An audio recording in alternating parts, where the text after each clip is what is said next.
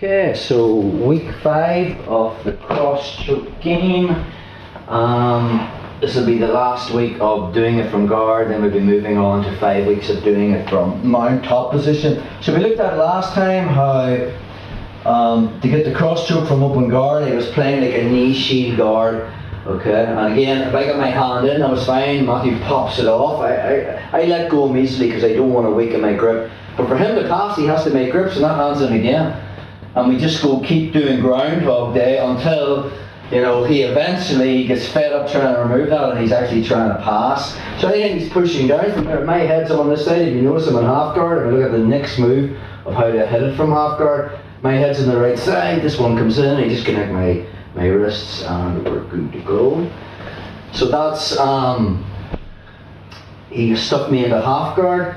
Again, this is Henry Aiken's system. Henry Aiken's does not favour half guard because in his way of thinking, Matthew's halfway past my guard. He likes to play 2 legs on the outside, which was this, or 2 legs on the inside. So let's just say from here, maybe I was there, Matthew stepped around, Henry Aikens then builds the base to his elbow, and instead of playing knee shield half guard or Z guard, he moves into butterfly guard. So now he's 2 legs on the inside. So again, Matthew pops that grip off, no problem.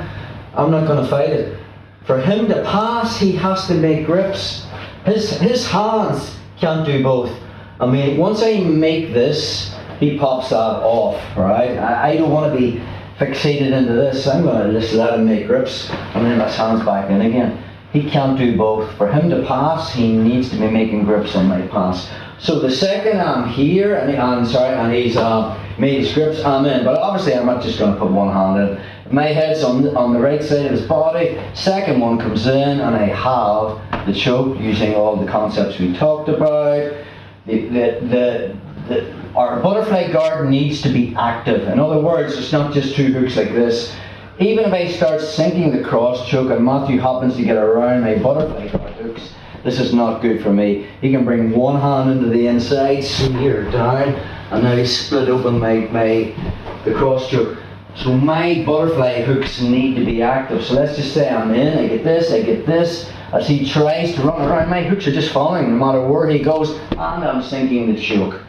Okay, so that will be the underside choke if my head is on the right side. Possibly the overside would be, say I made this, Matthew's pushing this down, trying to put weight on it. If you notice now, my head is on the left hand side, so now I just make the smack, make my grip, elbows in, and we have that same move again. Really nothing to it. Very similar to the open guard one with 2 feet on the outside, only you have 2 legs on the inside, and you need to be active with your hooks. So that is the cross choke from butterfly guard.